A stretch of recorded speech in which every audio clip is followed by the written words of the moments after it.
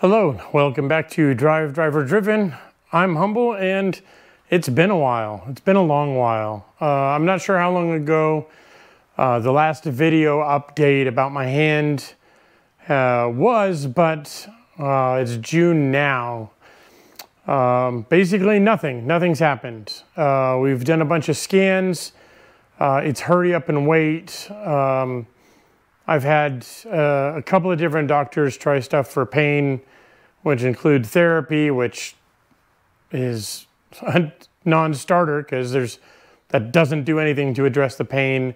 And then another doctor had a nerve person, had a couple of suggestions that didn't help. The only thing that's really given any benefit is some prednisone to reduce the swelling and just try and keep the muscle swelling from pushing the bone, the additional ossified tissue against the nerve. That's helped a little bit, but I can't really do much with my hands, which brings us to the future, which is at the end of July.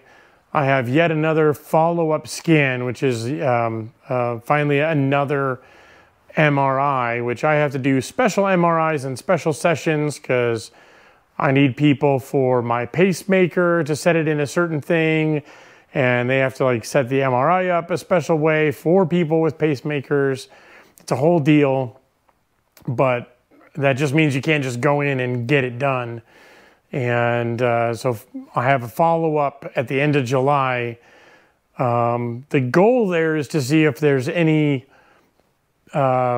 growth associated with, this area of my hand, the bone, the tissue, implying that like it's cancerous or malignant or something like that. I don't think that's the case. It's been a problem for 20 years. It just got bad after one incident. So I'm not expecting anything, but that just means that we can't schedule a surgery or anything like that until after the end of July. So when I was hoping to have the surgery done in February, nothing's happened, nothing started, nothing whatever. So that just means that surgery might happen in like August or September or whatever, and then we'll be in recovery through the fall and winter. So at best case at this point, we'll see what the future holds. On to the cars. Nothing's happened because I can't really use my hand. Just trying to do anything with my right hand makes it hurt. And a lot of the projects I need to do on the MK are two-handed. So today's kind of the first stab at trying car stuff again. It's like I said, it's been months, and I can use my hand for a little bit, but even like trying to play games, like games as therapy, kind of sucks the fun out of games. But using a controller and holding on to it for a while, like I can play games for a couple of days in a row. Like that's the level of pain and ability that I'm talking about here. So I wanted to try and do some work on the Porsche. So we haven't had any Porsche projects for a while, and I wanted to try and make one quick addition because I'm a car guy. We're all stupid. I wanted to try and install a recent acquisition. So my friend Ben has a sister car, same color, many of the same options, also a white 991.2 GT3, but his had a BBi Street Cup cage in it. And I've been wanting to do the same to mine, and he was getting sick of it, so I picked this up off of him for, good friend price, and I wanted to try and install it in the car. And what better time than with a deadline to a car show? So there's an event on Sunday today is Monday. We have 6 days to try and get this done. I figure, well, might as well give it a shot. Quick recap, if you don't remember, some of the interior mods that we've done is we did the seat inserts and the bolster covers. Those all came from Crazy Eddie, Edgard's USA. Awesome dude, can't recommend him highly enough. I've done some Mad Trace, was it JQ Works magnetic paddles, which I love. I love them a lot. Again, just do it. Like if you're thinking about doing it, just do it. And we've done seat recline brackets. And that's really it for the interior, not too much. There's some Renline like phone mounts and GoPro mounts up top, but that's about it. What we have to do for the cage though is we have to pull both seats out. And before we do that, we have to disconnect the battery. And then we'll have access to the back. And yeah, we can get that going. Removing the seats, not too bad. The seats themselves are on sliders. You'll push it all the way back, just 2 bolts in the front, 2 bolts in the back, and a wiring harness underneath for the airbag sensors. And we're gonna need to disconnect the battery before doing any of that. So first steps first, let's get this battery disconnected and move on to removing the seats. All right, not really showing much work this time around because I don't know how far I'm gonna get, and I don't want you to see me cry if I injure my hand. So this is where we're at currently. I've got the seats out, as you can see. A couple things I'll note is doing the back bolts first makes things a little easier when you're at the front bolts, and then you can slide the seat back.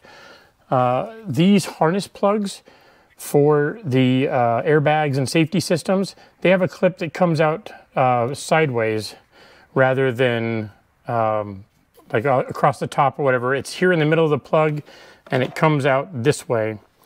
And it's facing the front of the seat, so it just slides out like this. The plugs separate nice and easy, and then there's usually a little clip or something that attaches it to the bar under the seat. And then with those removed, the seats come out super easy. So as you can see, I've got both the seats out, and I've started removing the carpet in the rear. So that back carpet comes out pretty easily. It'll bite you a little bit, but what you have to do is bend it in the middle and make a tent, and then you can reach your hand where these luggage tie-down clips are, and then pop them up from underneath. And then with those freed up, you can keep tenting it in the middle and then pull the whole thing forward. I haven't got to these yet. This comes out next, and then this piece here will come out. And then we can get to the bolts that actually mount the roll bar. So it's little by little, but we're making some headway.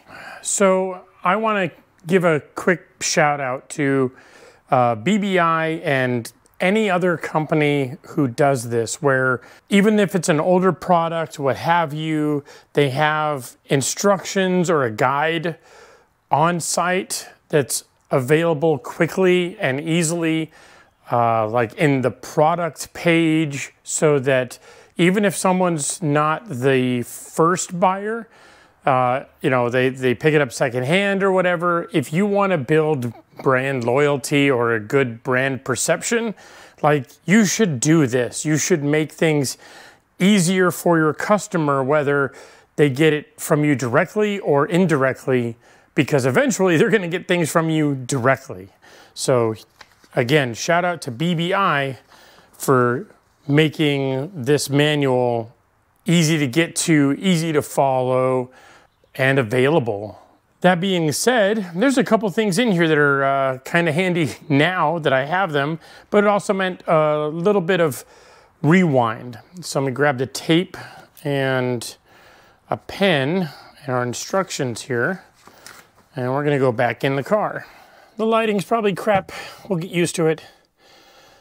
But I had to put this rear shelf carpet back in because one of the things they call out in these instructions, if I can flip open to it, is to mark the edge. So in this example, it's on this side, but I'll show it over here to make it easy. So this line here, where this carpet intersects this panel, we just want to put a piece of tape down to mark this location. Because the roll cage tubing is going to come down through this area, and we're going to have to trim this later. We just need to mark the location of this panel, and then we can use a measurement from this panel over where our tube comes through to neatly trim out the carpet here. We'll get to that later, but it's important to do this step now before you pull the carpet out like I had done. So I'm just gonna do that really quick. All right, a little more progress. As you can see, we've got the bars in. Things are snugged up, but not tight yet. It's a little bit of back and forth. So you can see I have this rear carpet in. I would suggest loosely getting this carpet in place before you put this back down tube in. It'll just make life easier because it's really hard to try and get it past this tube. So rear carpet in first. I showed you the cuts that we made. I test fit it around the tube and then had to pull everything back so that I could get to these bolts back here. Prepare for a little back and forth. You're going to have to probably cut and modify a little bit in here to get everything to line up perfectly. But once you do, then you can put the main hoop in, and it uses the existing bolts down here in the chassis for the factory roll bar. And you just put it into place. But before you do, there are these plastic wire guards that sit down here, and behind the carpet you can see this wire run. Well, you pull those wire trays off, zip tie the cables, and then tuck it off to the side here. And then when you put this cage in, be very careful not to pinch any of the wires. And there's a wire bundle on each side. You can see that one over there. You just want to make sure that those are tucked out of the way and safe so that they're not rubbing or abrading or stuck, like pinched underneath this main hoop. And once that's said, it's pretty easy getting this in the car. Because the base is narrower than the opening here, you can sort of slide one leg in at a time, rest it on this member here, and then rotate it up until it meets up here with the rear tie down or the rear down bars. And then that's it. You just put in your bolts up here on either side. And I would say tighten these ones first, then tighten these, and then tighten these ones in the back in that order. And should be good to go. You see I didn't put the rear tub carpet in.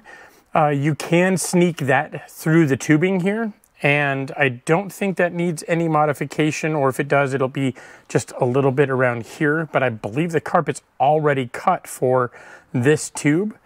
This carpet, however, will need a notch cut out of it, so once I get this rear tub carpet in, we can do that.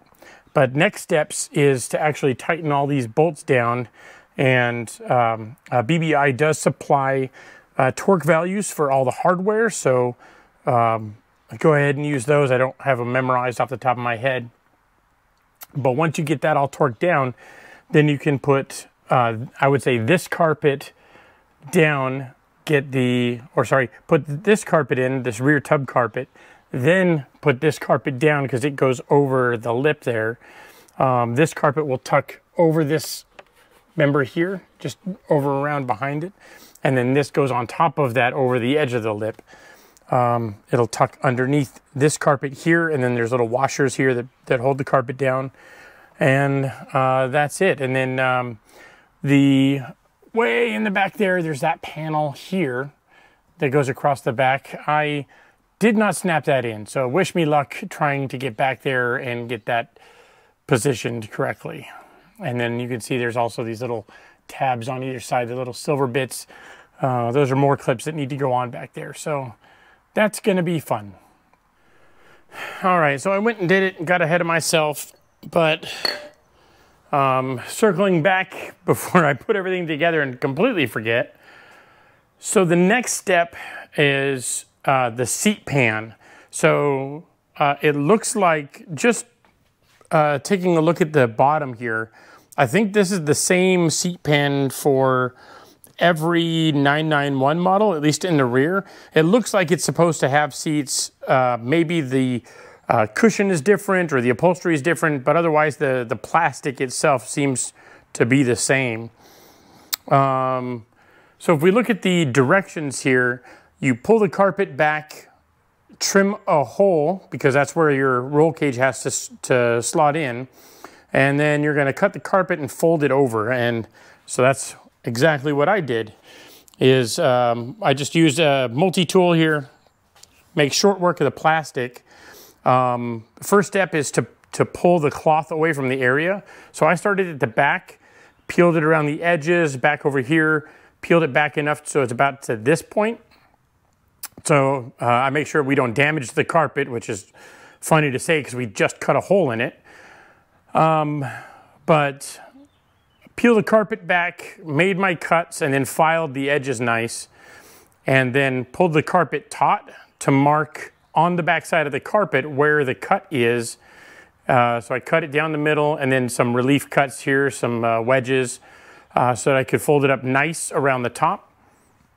And then I've already started, but I'm putting the carpet back, slipping it back up under these sections. If I go to the other side, you can see how the carpet attaches. It's got this little lip here that just folds up and under, and then it attaches under these teeth, and it pulls everything tight. So you just work your way back around the side here to the back, and then once everything's said and done, we're ready to try and fit this in the car. So I'm attaching that fabric now, and then I'm going to test fit it, hopefully one last time, back in the cage. Cage-wise, we got our carpets cut here, so this will fit up nice and flush. Once that seat comes on, it just kind of crushes this up, so it won't like stick out or rather stick up and look all awkward. So that'll be done. And then once that seat pan goes in, it's time for one last cleaning of the cage itself. I already hit the back windows while I had access. And then I got to vacuum up this carpet again while I can reach it. And then we can put the seats back in. A little bit of wrestling and we've got the carpet in. For those that are curious, the procedure is you can sort of fit one side, tent it up in the middle, get this other leg around, and then just pat everything into place. And then there is a bolt here in the middle that goes in, that holds everything down, and that's it, you're all set. So this is our finished product. Cut the hole a little on the large side, but I was tired of fitting, and it is what it is. Again, this is just a regular seat pan or seat bottom. So if you are removing a cage, you can just pick up another one of these. Not to be confused with the carpet that goes underneath it or the carpet that's part of this main seat tub. I was already getting ahead of myself again, and I've just set the passenger seat in, but I was reminded of a tip that somebody else had given me, which is if you have the seats out for any reason and you have the carbon buckets, while you have them out, use this opportunity to clean the backs of them, to wipe them down. Because you can sort of get to this while it's in the car, but it's just really difficult to see what the hell you're doing. So just take this opportunity to clean that up. I had also removed the seat pads and vacuumed out underneath that, so that we've already got the car vacuumed out, we got the seats vacuumed out. I don't want to put any more dirt in here than I have to. Again, the whole goal of this is to get the car prepped and ready for a Porsche Concours event I mean, this isn't a showcase car by any means. This is a driver, and I'm kind of entering into a driver class, an outlaw class. Like, I've got a bunch of mods that I've done to it that, you know, well, we've documented on the channel, but yeah, at the end of the day, it's a driver. It's got nicks and scratches. It's got some you know, driver road rash, some track patina, if you will. And I would much rather have a car with track patina than a perfect example with 5 miles on it sitting in a bubble. So that's just a waste of money and a waste of a car, in my opinion. So anyway, while everything was out, I gave the car a good wipe down the interior, the gauge cluster, the dash, every little bit that I could get to. Ditto for the cage. I gave the cage a good wipe down while I could reach it, and then again cleaning these side windows while I had a last chance opportunity to get my hand back there and clean them up. So might as well get to that while you can. So next step is we've got to get the seats in, get them bolted in, get the pads back in, and then get the battery reconnected, and we're good to go. All right, all finished. Got everything cleaned and wiped down. I definitely like the look of the cage better. Yeah, you lose some of that rear storage, which I really did like having. Being able to toss soft bags back there. You still can, but they're gonna have to be smaller. I don't know that it'll be too big of a loss. The frunk up in the front is pretty big. And I've taken some good day trips in the car, so I think that'll be enough storage for now. But yeah, that's the finished result. Gotta say I'm happy with it. And again, huge shout out to BBi for keeping the instructions up on their site, making everything easy to read, easy to follow. Couldn't have worked out better. This was kind of a practice run, I guess you could say, of getting back into car work. It's been months. It's been months since I've touched any of the cars.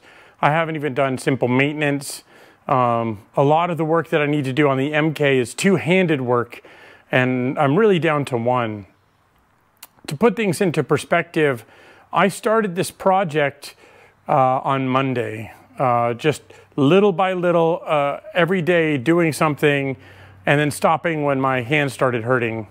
Not that I injured it, it's just just trying to get used to using it again with tools and trying not to injure myself. It's now Saturday, and so that's really 6 days it's taken me to do what is effectively like a 3 or 6 hour project. So I'm not quite there yet. My hand has been hurting every day, every night. It's been keeping me up at night just from what little work I've done here. So I don't think I'm ready to start with car work, but I don't know that that's going to stop me either. I'm getting bored. I really want to get things done on the cars. I'm tired of just staring at them from afar like I am now with the MK. Just kind of a progress check on where things are. As I mentioned earlier, I've got another follow-up scan, and we won't even know about a surgery or scheduling a surgery until late July, early August. So I can follow up with another update then.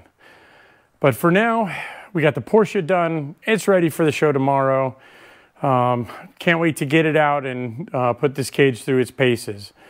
So thank you guys for hanging in there. Thanks for watching, and I'll see you next time.